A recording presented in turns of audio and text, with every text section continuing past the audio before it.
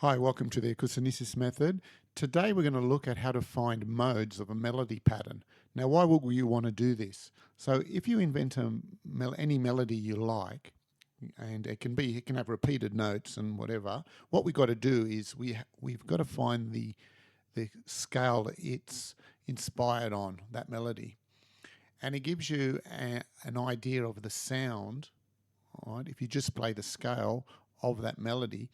And when you find modes, each mode will most likely have depending on the melody, will have a unique mode. Just like the Western major scale has 7 unique modes and they all sound different, your original melody, if you find the modes of it, you'll hear different feelings for each mode. And it will give you an idea of where you can go with your melody. So if you've made something up and you want to know where you want to take it next, you can just listen to the modes of the original melody you just made up, and then you can decide on the feeling you want to move to, and then you can choose to continue in the next bar with a melody inspired by that next mode. And I'll show you how to do this. All right, so we're just going to start with a simple example, and this was the same example that we used last lesson. And after watching this lesson, and if you went back to last lesson, lesson 31, it might make more sense to you too. So we're going to start with this simple melody as we did last time, right? So we've just got let's just have a quick look at the notes first. So we've got C, right? We've got D over here, right? We've got A flat, right? We've got G as the lowest note, right? G is the lowest note, right? So the melody, if you look at,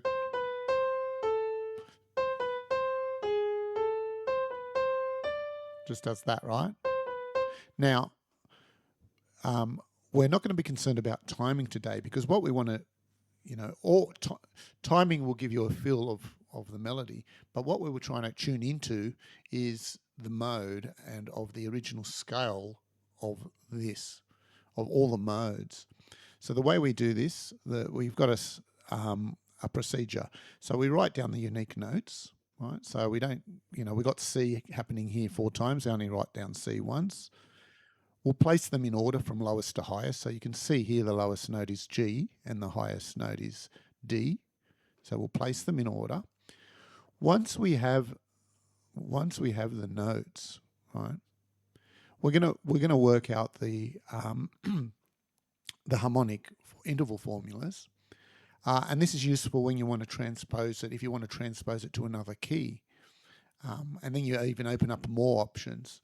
But we're just going to stick with the same series of notes here. But so we're going to look at all the modes of this. All right. Using the lowest note as the root. So in this case, we're going to use G as the root. Right. We're going to find the harmonic interval for series. And then what we'll do, we're going to invert. We'll take the lowest note, move to the highest, invert it, find the next interval series, and we'll iterate that by the number of unique notes. So let's have a look, right, at the process. And I haven't written down the harmonic interval series. We're going to do that together now. So I'll just bring up the lesson here in the editor, right, and then I can just write down, bring it here, the actual series as we go. All right, so that's there. All right, so we're going to look at the first. So let's just go have a look at the here. So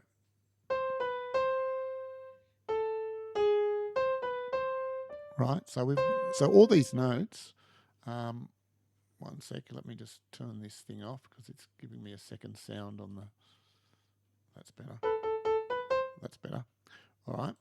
So let's just write them down. So we'll put them in order. So we've got G, A flat, B, C, and D. Right, so that's going from the lowest note, G, A flat, B, C, and D. Right, so once we've written those notes down, right, we can just have a listen to that scale and how it would sound. Right, so this is the first root note. So can you listen to it and hear it? Although we're the original melody, we're not playing in this order, right? Because we're starting on the C, right? Or, right? And it's just a melody that we've made up and it has timing and everything. But what we want to listen to here, right, is the notes of that melody. And here that scale, right? So that's our first mode, right? And we'll write that down. So G will be the 1, our root note, okay? So we go to the A flat, and that's a minor second. So we just write down minor 2, right?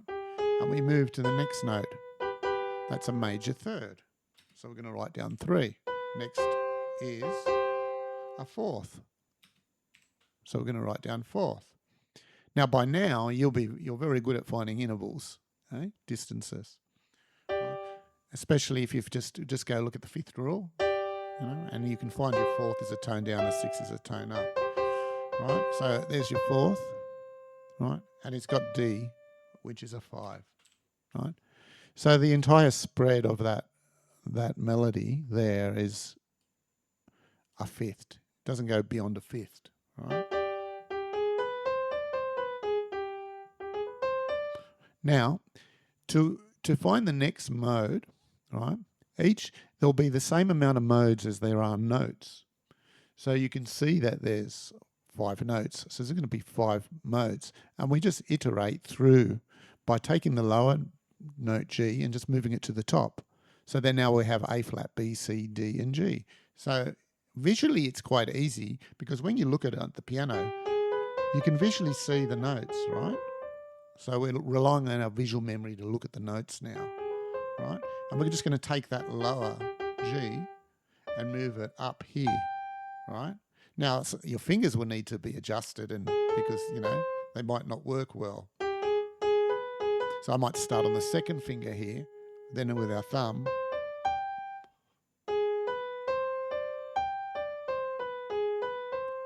See how it has a different feeling and sound from this? But all these scales are related, right? All these modes are related together because they're modes of an original scale. So basically they're all the same notes. That's what makes them related. Unless we use the harmonic formula to transpose into another key, right? They will be all the same notes. They're just played in a different order, just exactly how. So these modes, right, are modes of that original scale. They're not the natural modes of the Western major scale, right? We can describe them in terms of natural modes, but just a mode of a scale, right? So we're not talking about natural modes of the Western major scale. We just have a scale, and each scale has a mode. So let's look at A flat now. Right? Now we want to write down that. A flat now becomes our bass, right? Now from A flat to B, that again is a minor third. So 1, minor 3, right? 1, minor 3. What do we have here now? Major 3. Right? So we go from a minor to a major third. And a lot of pop songs sometimes they won't be on a major and they'll go to a minor like that. Right? And once you have the modes, it can also inspire the new chords that you can move to. Right?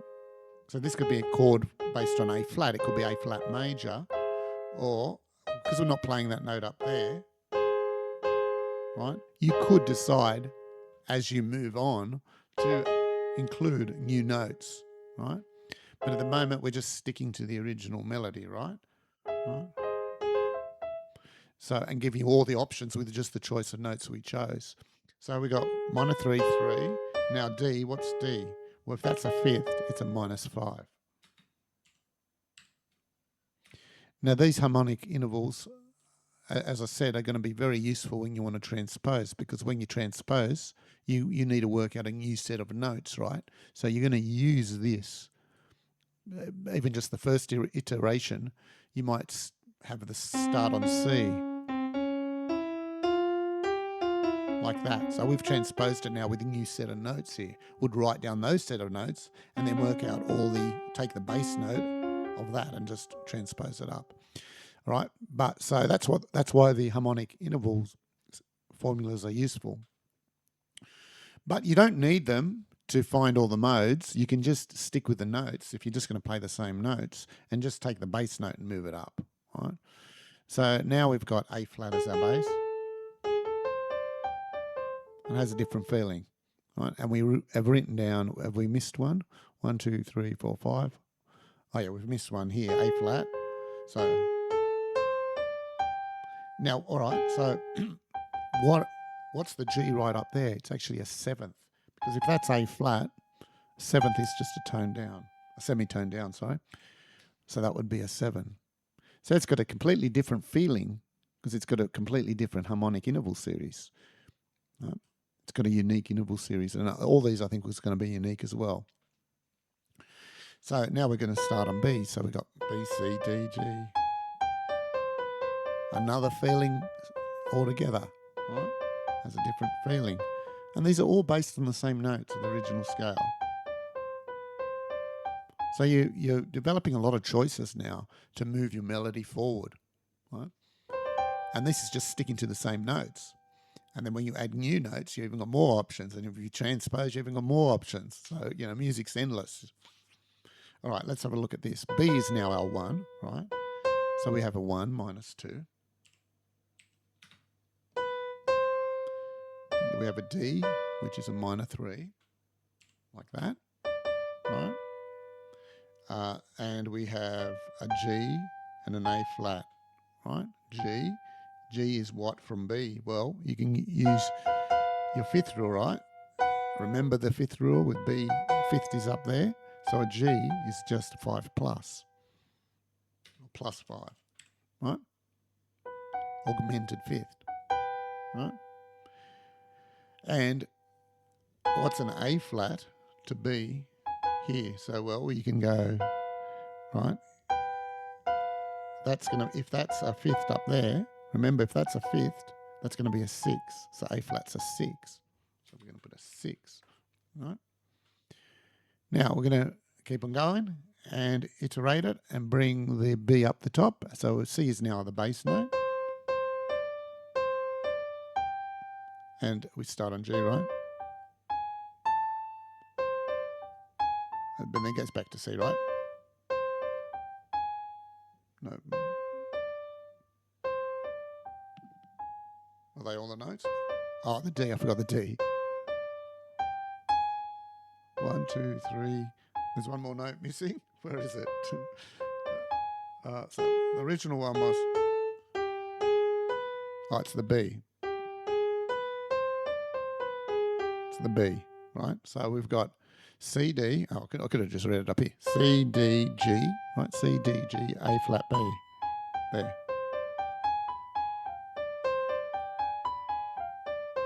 Right? So that has a different sound again. So we'll just write it down again. So we've got a second.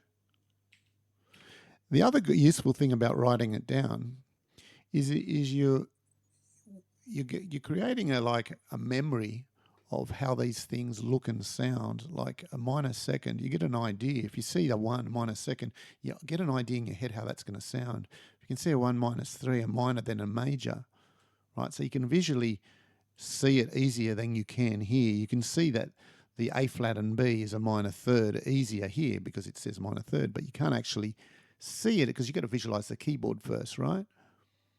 You can visualize the keyboard and go, oh yeah, that's a minor third, right? But here it's telling you, and as soon as you know minor 3, that it invokes that sound in your head, and going from minor 3 to a major third, right, on anything, you remember how that sounds. So that the harmonic interval formulas have that use as well. All right, so we're going C, D. Now G is a fifth. So write down the fifth. Well, if that's a fifth, A flat's going to be a plus 5. And B, what's B going to be? So to find B from C, Well, it's a seventh. There's C7. Right? B to C is a minor second interval there. Is a semitone. Okay, so now we just take C, move it up, and now we've got D as the bass note, and that's our last iteration because it's 5 notes. All right, so D to G, what's that? Well, D to A is a perfect fifth, right? So I know a tone down is a fourth. So the first note, fourths intervals are fourth. Right, so if that's a fourth, that's going to be a minus 5, the next one, which is A flat. And the next is B. What's B from D? Well, you can see that A is a fifth, tone up is a sixth. So it's going to be a 6. B is a 6. And what's C then? Right. Well, we can go D down. It's going to be a minor 7th because it's a tone down from the root there. So we've got new roots for each mode. 1, 1, 1. All right, now let's have a listen to this one. So it starts on D.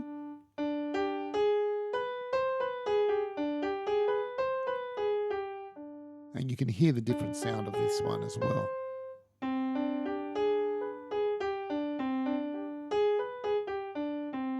Now, by looking at these, you can see that iteration 3 here, mode 3, has got a minor second. So the beginning of it's going to sound the same, isn't it? So B to C.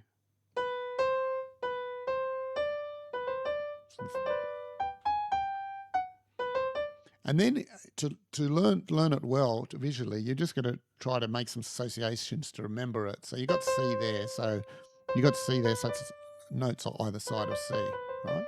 And then just G and A flat up there. Oh, C there. And then you can muck around. Once you get them in your head really well, the notes, right? So you're finding out where they are. You can just go and listen to the modes again. So starting on G.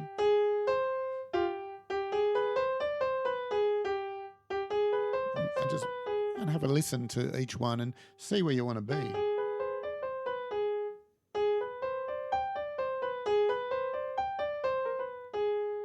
Right? And then you might go start on 2 now. And then you got. All right. So that's the idea. And the whole concept here is instead of just guessing and for a new melody of where you want to go, you can listen to these and get inspired to write more. But the other thing is, because they're related, there's a relation here because they're all modes of the same original scale. You're creating a tonality in your head of that scale, which makes a song more memorable too. So you might vary. You might stick to the same 5 notes, right, for that melody, but you just might change them up to reflect one of these other modes to give a different feeling and give a different feeling to the melody. And then once you start combining them with words and starting putting words with those feelings, you can write some nice, interesting songs. So these are tools, right? Tools for help you compose and write songs. All right, I think you're getting the idea here. So that's it for this lesson. It's a shorter lesson. If you go back and see lesson, this is 32. If you go back to 31, it might make a bit more sense now, right? Because in lesson 31, what we did is we looked at these in terms of the pure modal scales. We looked at the melody in terms of as the default, the natural modes, right, of the Western major scale. So we only looked at 2. We looked at this one, iteration 4, and we looked at iteration 1, right, in the last lesson. But we wrote them down in terms of the Western major scale natural modes. And the use of that is for when you're transposing, when you want to transpose, right? It's easier to remember and learn the actual, understand what key signature it falls into, and which mode of the natural mode. So it gives you even more options. So maybe I should have put these lessons the other way around. I should have done this lesson first, then 31. But anyway, so that's it. And I'll see you in the next lesson. Okay, bye.